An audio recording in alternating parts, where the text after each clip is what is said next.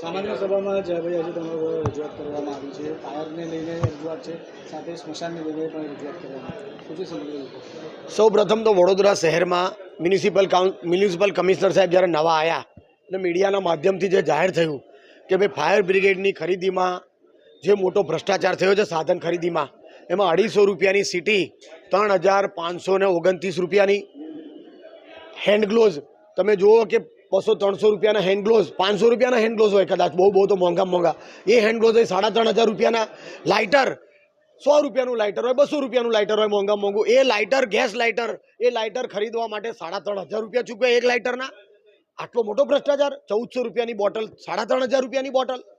એટલે આ રીતે જે ભ્રષ્ટાચાર ખુલ્લો પડ્યો અને કમિશનર સાહેબે જે ચીફ ફાયર ઓફિસરને, ડેપ્યુટી ચીફ ફાયર ઓફિસરને, વિવાદિત ચીફ ફાયર ઓફિસર પાટીલ કે જેને એવું કહે છે કે બોગસ ડિગ્રીથી આગળ એને પ્રવેશ લીધો છે, અહીં આગળ બોગસ ડિગ્રીથી એ નોકરીમાં આવ્યા છે, કોની ભલામણથી આવ્યા હતા, શું આવ્યા હતા, અમે એનો જે તે સમયે પણ વિરોધ કર્યો હતો, એને સસ્પેન્ડ કર્યા, ડેપ્યુટી ફાયર ઓફિસરને સસ્પેન્ડ કર્યા, સાથે સાથે આરોગ્ય અમલદારને સસ્પેન્ડ કર્યા.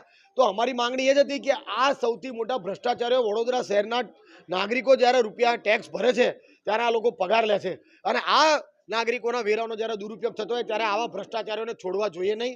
આ લોકોએ ભ્રષ્ટાચાર કર્યું તો સ્ટેન્ડિંગ કમિટીમાં જ્યારે આ કામ આવ્યું તો સ્ટેન્ડિંગ કમિટીના ચેરમેન ડોક્ટર સાહેબે શું જોયું, કેમ વિરોધ ના કર્યો?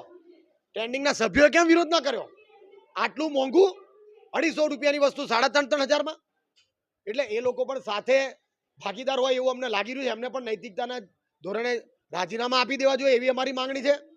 આ રીતનો ભ્રષ્ટાચાર જે થઈ રહ્યો છે કમિશનર સાહેબ તમામ પર લાલાક કરે એવી અમારી માંગણી છે. સાથે સાથે જે સ્મશાનો આઉટસોર્સિંગથી કોન્ટ્રાક્ટરોને આપી દીધા 31 સ્મશાનો, આજે 1.5 મહિનો થયો, સ્મશાનોની એની એ જ હાલત છે.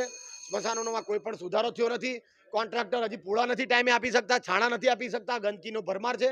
છાણીનું સ્મશાન જ્યારે જે ટ્રસ્ટ ચલાવતું હતું એ ટ્રસ્ટને પાછું મળવું જોઈએ એવી અમારી માંગણી છે. સાથે નિઝામપુરા સ્મશાન એ પણ જે લોકો ચલાવતા તેને પાછું મળવું જોઈએ, કારણ કે સ્મશાન બાબતે પણ જો 7,000 રૂપિયા, 7,500 રૂપિયા કોન્ટ્રાક્ટર લઈ જવાનો હોય એક ડેડ બોડીના, તો એ માત્ર ને માત્ર ભ્રષ્ટાચાર જ થઈ રહ્યો છે એવું અમને લાગી રહ્યું છે. એટલે આ પણ ફેર વિચારણા કરી અને કમિશનર સાહેબ આ સ્મશાનોમાં કાં તો સારી સુવિધાઓ આપો, કાં તો પછી આજે ટ્રસ્ટ ચલાવતા એને પાછું આપી દો એવી અમારી માંગણી છે.